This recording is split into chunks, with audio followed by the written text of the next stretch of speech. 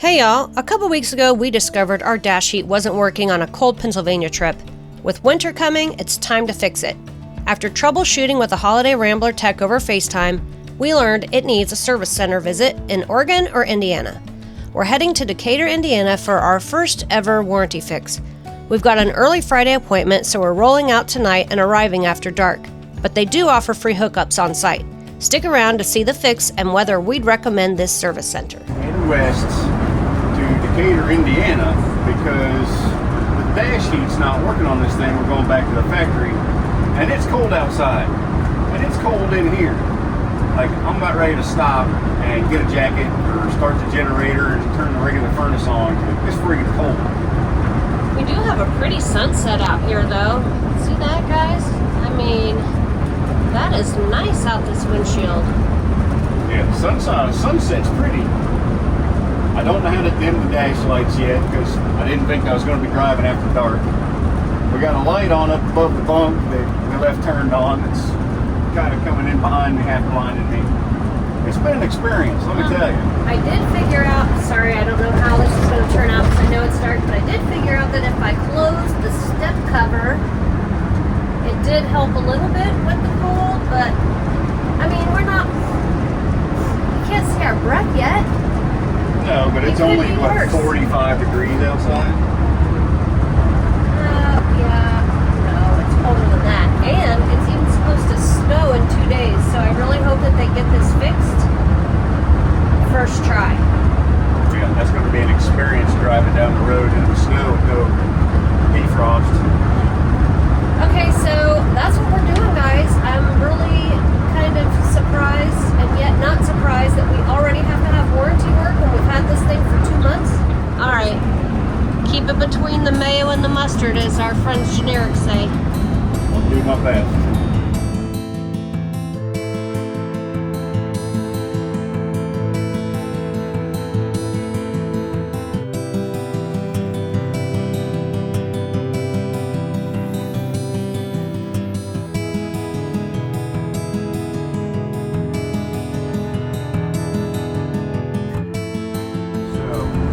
I always forget, and it's just now getting into our first winter, but this thing has heated seats too. I turned that heated seat on, and that is a game changer. Now my butt's all toasty, and Shelly K got me a sweatshirt to put on my lap to keep my legs warm. And when we were going down the highway, I'm like, man, these headlights are actually pretty good, because I thought they were going to kind of suck because they're wee little.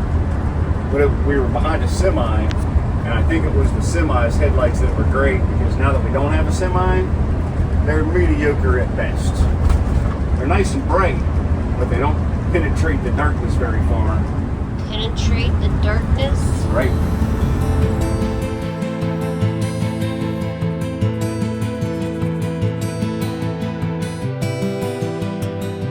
All right, we made it to REV. It's cold outside. And dark. And dark. But the sights here at REV are friggin' huge. Like, I'm used to hugging the driver's side, so I hug the driver's side. I got like a whole nother campsite on my passenger side. I kept trying to tell him. He doesn't listen. I don't listen.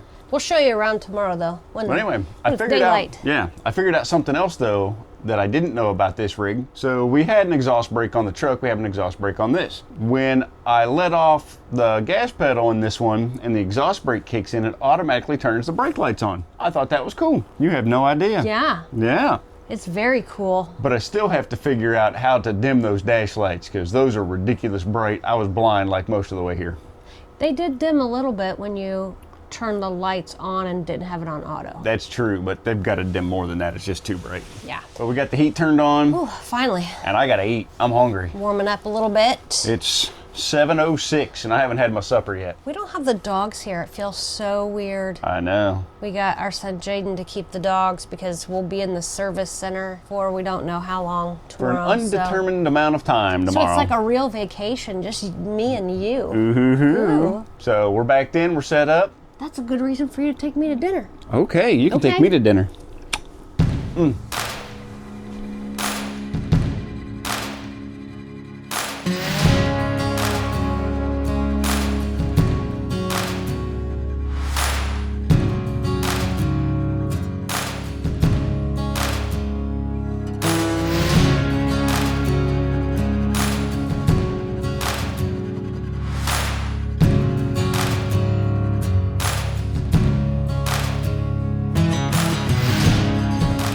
dark 30, y'all. And I don't do mornings. We had to get up at 6 o'clock. We are here at Rev. I don't know how this whole camera thing's working out. Just try to get my face alive. Michael went to go get us checked in. Hopefully it's super quick. Wish us luck. Okay, good enough. Enough to make me feel alive. Get all these lights off. I still haven't heard from Michael. Let's see what's going on out here. Oh, dang. Look at that, guys. It is still wrong button. Still wrong button. There we go. It is still dark out there. See some buses out there, though. When you get to the REV facility in Decatur, Indiana, you walk in the front doors and they've got everything you need. From a kitchenette with coffee and even a dishwasher, leather couches, a soda machine, nice restroom facilities, water fill stations, and even a full laundry room in case you need to take care of things while you're there. From the upstairs, you can see the individual office spaces and a huge waiting area for you to get your work done. The techs are coming out, getting her all buttoned up. They're going to take it in, dig into it, and see what they can find. Are they only addressing our emergency issue? Yes, so they're only doing any emergency issues. They don't do any other type of work while they're here, unless you make another appointment. Well, I guess it's good they're at least addressing the emergency issue. Because I'm assuming to make an appointment, it's probably months out, and we just made this a week ago. Right.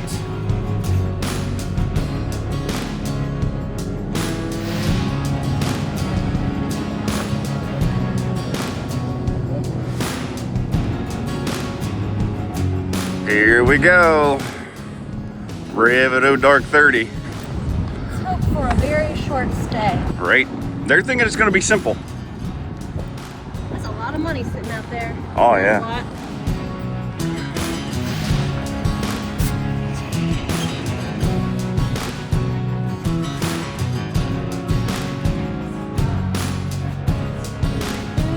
All right, guys. So it is about 10:30. We were here at 6:30 this morning for our appointment at Rev. 10:30, they come back out. They're like, "Hey, we got it all fixed." It was the D valve up in the front that they were assuming it was from the front. So now we just have to wait on the paperwork and everything to get done. It's already sitting back out in the parking lot, so we are good to go. He said the heat's so hot and that thing had to turn it off, which is good because I had to wear a sweatshirt on my lap just to stay warm on our way here last night. It is supposed to snow this weekend, which is blah. It's been raining all morning. So as soon as we get the paperwork done, we'll make sure that everything was warranty work, which it was supposed to be. And we'll go from there. And I think we're gonna take off and go grab some lunch. And then Shelly Kay found a pretty sweet looking state park that's only about 30 miles from here, or 30 minutes from here, in Bluffton, Indiana. So we're gonna go over and check that out if we can get a reservation, but not until we get our paperwork, see how long it takes to get out the doors. We'll keep you guys in the loop. And I'm just making another cup of coffee here, and let me tell you, their coffee is not that great. So make sure that you bring a thermos of your nice RV coffee, because I thought it was good. One of the other guys I was talking to said it tasted like battery acid to him, but I thought it was good. No. Nice and stout. It's not good. All right, update number 1, or 2, I guess. It is now 11:30. Still no paperwork. We have the rig sitting out here. Everybody left and went to lunch. Nobody's back yet to give us our paperwork. We found a little restaurant here close, like I told you. We'll check in again if we ever get our paperwork. I knew it was going too well to be true. All right, we gave up. We went to lunch. Michael was getting hangry. So, sorry about the car noise. We made it to the West End restaurant. This place has been here for like 100 and some odd years, and it's supposed to be pretty good. Yeah, 139 years old. That's pretty sweet. What I want to know is it like family owned? Has it been the same generation? I don't know. But I saw that they got chicken, and I'll bet you they got some good fried chicken. Okay, decision making time. I mean, this menu is huge, and I can't decide between the gizzard basket, the liver basket, or the giblet basket. I don't You would never eat any of those things. I don't know what the difference is. What's a gizzard and a giblet? What are those? I don't know the difference between a gizzard and a giblet. I don't know. You should get it and try. No, I know what I'm getting. You're just not adventurous. I got fried chicken. Say all that keep your adventure going business, and you won't even have some giblets. You get the giblets, I'll eat my chicken, and you can tell me how it is. Okay. What are you making? I'm making my own soup. But I'm putting some giblets and some gizzards and some, what was the other thing? Livers. Giblets. I know I'm making up words. So you got the potato soup and then a side of cheese and a side of bacon. Yes, because I thought when I make potato soup, I put either ham or bacon and cheese. But they didn't. They don't do that here in Indiana. So I'm making my own soup. You do what you do. All right.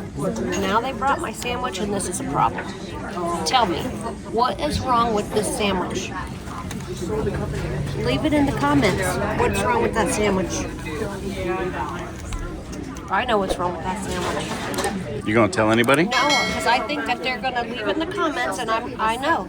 Okay. I know what's wrong with it. All right. And I got fried chicken and tater tots. I'm looking forward to that. Let's eat. Yummy. Okay, they did give me some pickles though, so I gotta give them that. All right, guys, so we got the Jeep and everything hooked up. I let the motor warm up. I wanted to test, make sure the heat all worked, which it works great. It's blowing nice hot air, but my temperature gauge is not working at all anymore. That is a problem. I don't know what would keep that from working, but I assume it's got something to do with the part that they swapped out. I don't know. Didn't you say something about it being too good to I be told true? you, it was going too easy, man. It was going too easy. Well, I'm just glad that you paid attention before we drove out of here. Right. All right, let me go park this thing out of the way so I'm not blocking all these people in. And go see our Rocky and see what's up now. Yeah, if you could just check it out.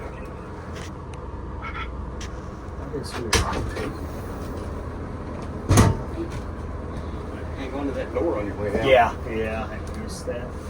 So your heat temperature was working, right? This Yes. gauge was working. Yep. Okay, crisis averted. So turns out, when your dash heat actually works, it takes a lot longer for the gauges to start rising up when you get this thing up and running. So it is working fine. It just wasn't registering. We went to the gauges that are in the dash, and you can see the actual temperature, but the gauge itself took a minute to get going. But we're good to go. Let's roll. But yeah, thanks for the guys coming out into the parking lot. They didn't make us unhook the Jeep and stuff again to take a look at it, pop the hood, make sure everything was good. We hear a lot of bad, negative things when you're going to dealerships and even inside the lobby in here today. They've been great with us. Got us in and out. Good work. $0. Go to REV. I feel a little bad that we had them panicked. Two guys out here checking everything, couldn't figure out why the temperature gauge wasn't going up. And then I'm in here with the repair guy, and Mike and the other repair guy are outside, and he's like, wait a minute, the gauge is going up. Maybe the engine hasn't been running long enough. And then he was watching it, oh, and it went up again, and it went up again. So it was a little embarrassing, but I'm really happy that they did come right out. And the timing is perfect because it rained this morning and now the sun is out, so we can still go camping. We still have a weekend to go camping. I feel bad because we brought it up here for them to get our heat fixed, and I've got the air conditioner on. Well, but in 2 days, it's supposed to start snowing, so we planned ahead. I hear there's some furry cows, fluffy cows? Fluffy cows. Fluffy cows at this campground, so we'll see. I see road construction ahead. I don't like that.